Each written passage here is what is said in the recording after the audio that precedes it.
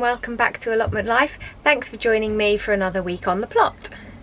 It's a beautiful day today here. The sun is shining, it's lovely and warm. The plan for today is to get the potatoes in. I've got some second earlies and my main crop that need to go in the ground. Let's get unlocked, put the seedlings outside and get on with our jobs.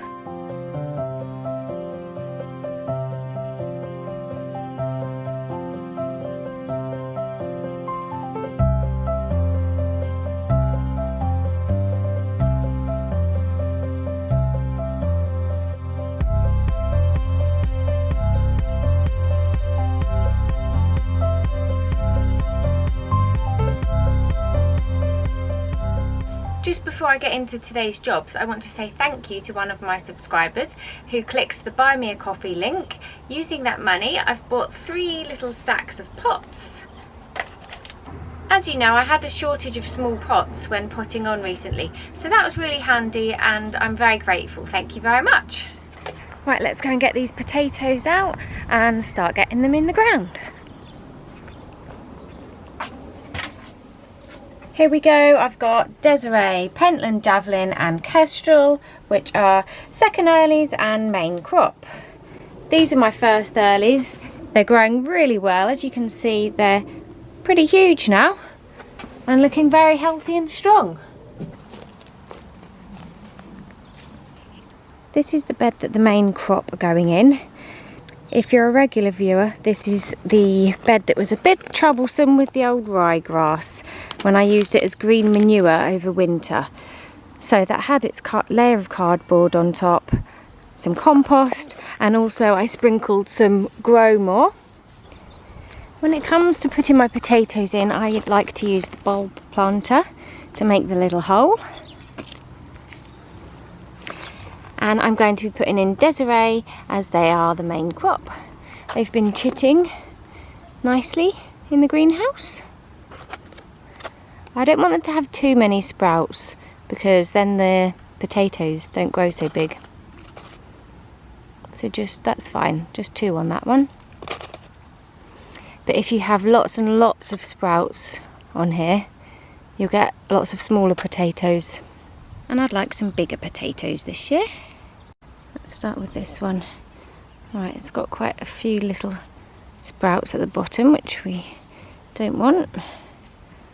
It's going to leave these at the top. 3 sprouts, that will do nicely.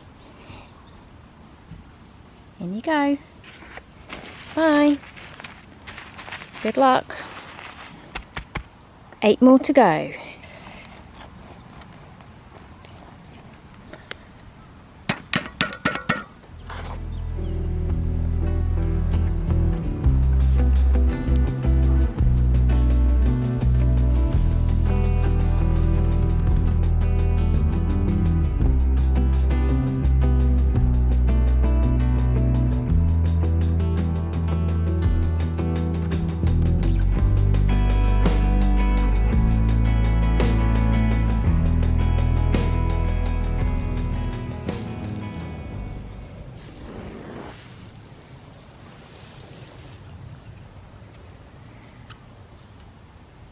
I just want to pop in on the middle of this vlog and remind anyone that's new that at the end of each vlog I include wildlife camera footage from the allotment, and it's really interesting to see, particularly last week's. So I'm going to pop it in now just in case you haven't seen it. Look at this little mouse. It amazes me to see this and I'm really pleased that I captured it on the wildlife camera.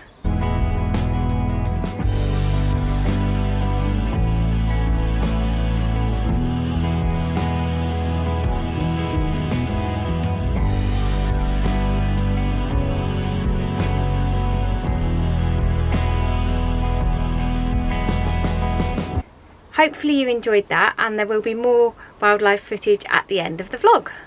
Break time in the shed now before I move on and do another bed of potatoes. Today's drink is apple and black currant flavoured water, sugar free. I feel like I need to aim towards having a fridge, one of those little mini fridges in the shed that I could connect up to solar power and then have a nice cool drink of water in the summer when I'm here, because it is pretty hot today. I think I'm going to have a look on Amazon later and price up the mini fridges, the ones that people take camping and that you can plug into your car and things, because I'm sure that would connect up to a solar panel. If anyone knows about connecting these sorts of things, let me know. That might be a little summer project. Break time's over. I'm going to head back outside and plant my second earlies in their no-dig potato bed. This no-dig bed I grew sweet corn in last year. You can still see the roots here. I left them in the ground because it's good for the soil and I can easily work around that. Let's do Pentland javelin in this bed.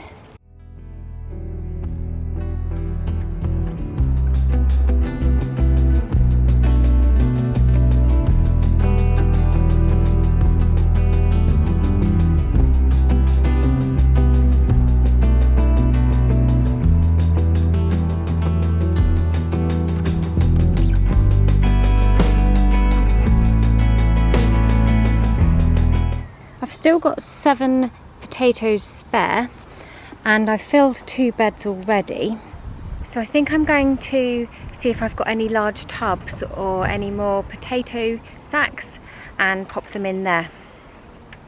I might not do that today. In fact, what I could do is wait for the first earlies to come out and then use those potato sacks for the remaining potatoes. Yeah, I think we'll do that. If you grow potatoes at your plot, which variety do you use? We've not chosen Desiree as main crop before, but my allotment neighbour does and he gets a good success rate, so I know that they like the soil around here. I feel that the beds are getting enough warmth from the sunlight now, so I can remove my corrugated plastic sheet and put that away in storage for another year.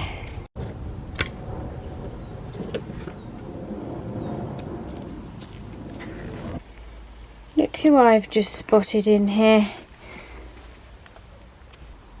Excuse me. You need to go outside. I don't want you to eat my potatoes. And obviously that's where all the seedlings are stored at night. My sunflowers. I don't want you to have them either. Can we relocate you outside somewhere? I'll give you a luxurious home. Come on. I think maybe a nice shady spot in long grass. There you go. You can eat as much of this grass as you like, okay? I'm going to water these beds now because they're all looking dry. And the grow more isn't sinking in just yet.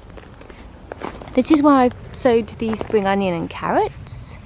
And there's just a little sign of life poking through. But I think they've got too hot actually under the corrugated plastic. Oh, I sowed radish as well. Right, I'm going to water this bed now and all of the others. The really useful thing about having the beds is that I can put copper tape all around the outside, and that's the barrier that I choose to use to protect against slugs and snails. I quite simply tape it all the way around the edge, and that will help deter a few at least from getting in. Yes, I know there could be plenty in there already, but every little helps, and this is what I choose to do. When you're putting this on, I suggest wearing gloves because it gives you almost paper cuts.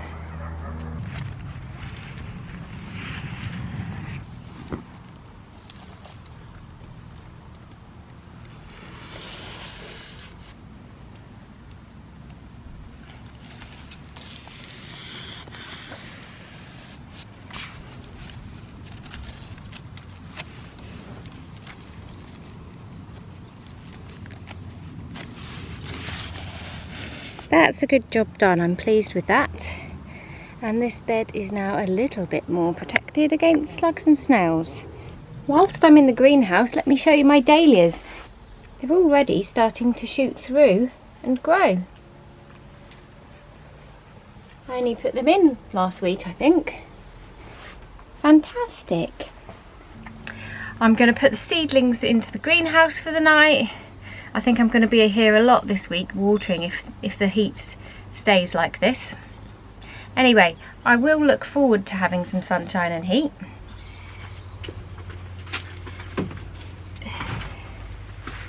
I think I'll start leaving these outside possibly during the week, but for now they're back in. I want to have a really good look at the overnight temperatures before I do leave them outside, so I need to check my weather app. We all got a little bit hot in that greenhouse, including the phone, which has overheated and seems to have shut itself off. Another reason for trying to install a mini fridge. Anyway, that was a great day at the allotment. I hope that you enjoyed coming along with me. The wildlife camera footage is coming up now, and I'll see you again next week.